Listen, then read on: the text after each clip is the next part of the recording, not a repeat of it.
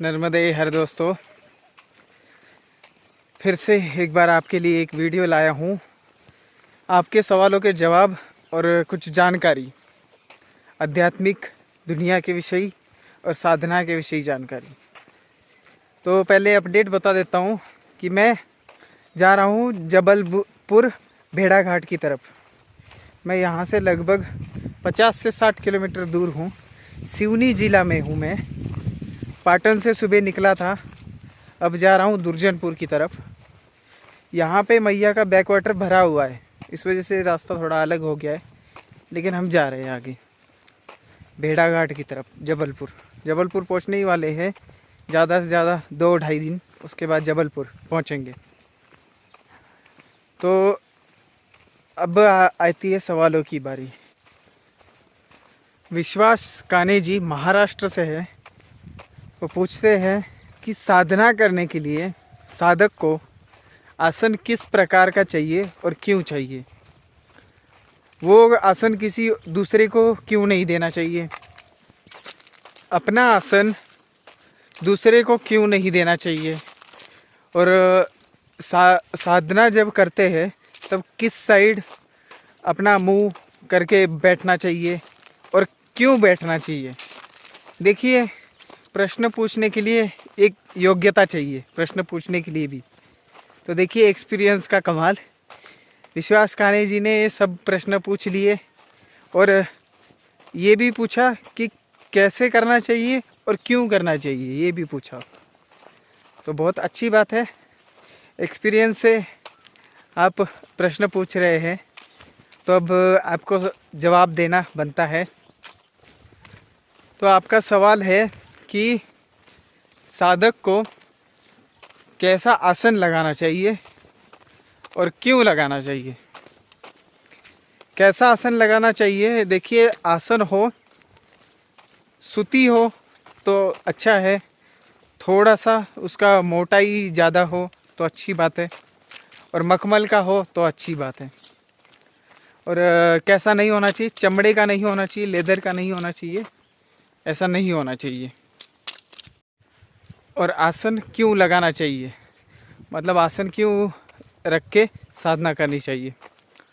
देखिए, हम जिस ज़मीन पे बैठते हैं ना, उस ज़मीन पे कुछ अच्छे काम होते हैं, कुछ बुरे काम होते हैं। अच्छे कामों का असर रह जाता है तो बुरे कामों का भी रह जाता है। तपस्थली क्यों बोलते हैं तप करने वाली ज़मीन को, क्योंकि अच्छे कामों का प्रभाव है, इसलिए तपस्थली होती है। वो तपस्थली का अलग एनर्जी है, अच्छी एनर्जी है। तो बुरे कामों की भी एनर्जी होती है।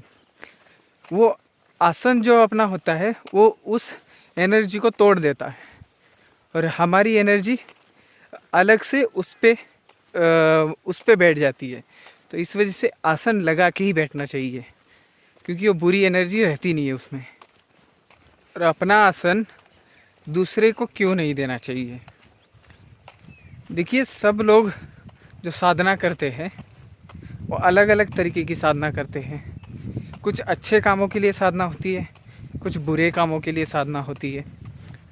अगर आप दूसरे को अपना आसन देते हैं तो वो किस तरीके की साधना करते हैं हम बता नहीं सकते, ठीक। और दूसरी बात, हमारे शास्त्रों में और आयुर्वेद शास्त्रों में क्लोन बनाने का तरीका, मतलब आदमी का भी क्लोन बनाने का तरीका उन्होंने पहले ही लिख दिया है। जो एक जैसा आदमी वैसा ही बिल्कुल हम बना सकते हैं। और ये विद्या समय के हिसाब से लुप्त हो गई, और जो ऐसे जानकार थे वो चले गए दुनिया से, इसलिए विद्या थोड़ी लुप्त होती चली गई, और हमारा भारत खंड पीछे आता चला गया विद्याओं के लुप्त होने की वजह से। तो लेकिन जो बचे हुए हैं वो दुनिया के सामने नहीं आते, तो किसी भी रूप में हो सकते हैं वो। और हम अगर अपना आसन दूसरे को देते हैं तो ऐसे कामों के लिए भी आ सकता है। अगर तांत्रिक क्रियाओं में ऐसा होता है कि शरीर का कोई भी हिस्सा, कपड़ा भी हो सकता है, बाल भी हो सकते हैं, वो अगर बुरे आदमी के हाथ में चला गया हमारा, तो उसका वो फ़ायदा उठा सकता है। तो इसलिए हमारा आसन भी उसी काम आता है। देखिए, आसन या कपड़ा या कोई भी हमारे शरीर से रिलेटेड चीज़ है, अगर वो हमारे जाने के बाद जिस दुनिया में रह जाती है तो हमारे वापस आने के चांसेस बढ़ जाते हैं। इसी वजह से हमारे जाने के बाद जब मृत्यु हो जाती है इंसान की किसी भी, तो उनका सब कुछ जला दिया जाता है। उनसे रिलेटेड जो भी है, कपड़े, जूते, ऐसा सब कुछ जला दिया जाता है। ये कारण ये है, ठीक, क्योंकि कम हो जाए वो असर, उनकी इच्छा शक्ति जो होती है वो वापस बुला लाती है इस दुनिया में। आत्मा यहीं पे रहती है और वापस जन्म लेती है, इसका एक कारण है। तो आसन भी इसीलिए दूसरे को नहीं देना होता है कि उसका गलत इस्तेमाल हो सकता है। साधना अलग अलग तरीके की करते हैं लोग, इस वजह से। अगला सवाल है कि साधना करते टाइम किस साइड हमारा मुख होना चाहिए और हमने किस साइड मुंह करके बैठना चाहिए, कैसे बैठना चाहिए। तो हमें साधना करते टाइम दिशा कौन सी होनी चाहिए, ये पूछा है एग्जैक्टली सवाल। तो दिशा होनी चाहिए, उपदिशाएं जो है ना हमारी, वो होनी चाहिए। मतलब ईशान्य, वायव्य, आग्नेय, नैऋत्य, ये उपदिशाएं हैं हमारी, वो होनी चाहिए लगभग। क्योंकि जो उत्तर, दक्षिण, पश्चिम, पूर्व, ये दिशाएं हैं, उस दिशा में सारी दुनिया काम कर रही है, ठीक। और बहुत सारे काम इन्हीं दिशाओं में हो रहे हैं और साधक भी इन दिशाओं में ज़्यादा काम करते हैं, साधक भी। और लेकिन जो साधना शुरू कर रहा है, अगर वो ये दिशा छोड़ के हम उप दिशाओं का ज़रा इस्तेमाल करेंगे तो जल्दी सफलता पाएंगे। उप दिशाओं से उस दिशाओं पे आ सकते हैं, जल्दी सफलता पाएंगे। और ये जो पूर्व, पश्चिम, उत्तर, दक्षिण है ना, सबसे पावरफुल दिशा है दक्षिण दिशा। दक्षिण दिशा का अलग ही महत्व है, लेकिन साधकों की जो स्टेप वाइज वैसे आगे बढ़ता है, साधक किस स्टेप का है, तो आप अगर शुरुआत के स्टेप के हैं तो फिर आपको उप दिशा से शुरू करना है। ये मैं बता दूं पहले ही, दक्षिण दिशा का इस्तेमाल ना करिए। दक्षिण दिशा का अलग ही महत्व है और दक्षिण दिशा का जो उपयोग है वो ज़्यादातर तांत्रिक करते हैं और बड़े बड़े साधक करते हैं, ऋषि मुनि करते हैं। और बड़े साधक में से तांत्रिक, अघोरी ऐसे करते हैं।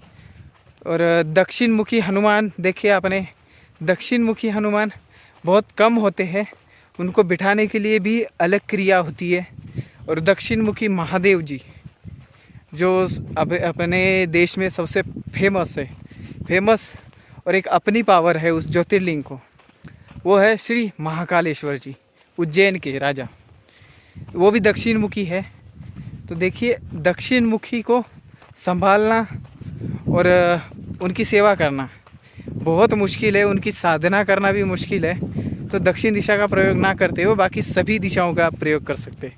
उप दिशाओं से शुरू करिए आप। तो ये कम शब्दों में जानकारी थी, और भी जानकारी है लेकिन वीडियो ज़्यादा लंबी हो जाएगी, वो थोड़ा बैठ के बनाएंगे हम, परिक्रमा के बाद में बैठेंगे और बनाएंगे और सेवा भी करते रहेंगे और बनाएंगे भी। आप ऐसे ही सवाल पूछते रहिए, जितना मुझे जानकारी है उतना मैं दे पा रहा हूँ। तो ये जानकारी साधना के विषय में थी। अगर आप साधक बनना चाहते हैं अच्छे, तो सबसे पहला स्टेप होता है अच्छा गुरु बनाना, सबसे पहला। क्योंकि गुरु ही एक होता है हमें भटकने नहीं देता। साधना में भटकने की बहुत बड़े चांस होते हैं दोस्तों। साधना में बुद्धि भटकती है, मन भटकता है, उसके बहुत बड़े चांस है। उससे बचाता सिर्फ गुरु ही है। और हम सही दिशा में जा रहे कि नहीं जा रहे, ये गुरु ही बताता है। अगर हम गलत दिशा में जा भी रहे तो वहाँ से खींच के लाता है गुरु, और सही दिशा में छोड़ते, ये गुरु जी का काम होता है। तो सही गुरु बनाए, क्योंकि देखिए बहुत सारे गुरुओं से मेरा पल्ला पड़ा है, अच्छे बुरे, ठीक। तो बहुत सारे गुरु देख लिए हैं, इस वजह से बहुत संभल के रहना पड़ता है। और इस विषय में सही गुरु बनाना बहुत ज़रूरी है। हाँ, गुरु बनाने से अच्छा आप डायरेक्ट देवताओं की साधना करिए, वो बहुत अच्छी बात है। और गुरु हमारे कितने बड़े बड़े गुरु हैं, साधना करने के लिए नाथ संप्रदाय सबसे बढ़िया संप्रदाय है। और नाथ संप्रदाय में आपको पता ही है, नवनाथ आते हैं और दत्त जी और रामदास स्वामी ऐसे। और ऐसा नहीं है कि और भी है, बहुत सारे हैं। आप डायरेक्ट उन्हीं से शुरुआत करिए, जो गुरु हमारे पूर्वज होके गए, उन्हीं से शुरुआत करिए, संतों से शुरुआत करिए। कैसी लगी वीडियो आपको ये बताइए कमेंट में, और सब्सक्राइब करिए चैनल को, शेयर करिए और कमेंट ज़रूर करिए। कमेंट करने से मेरा हौसला बढ़ता है, तो आप मेरा हौसला भी बढ़ाते रहिए। और इसी के साथ, इतनी जानकारी के साथ वीडियो ख़त्म करते हैं। और नर्मदे हर।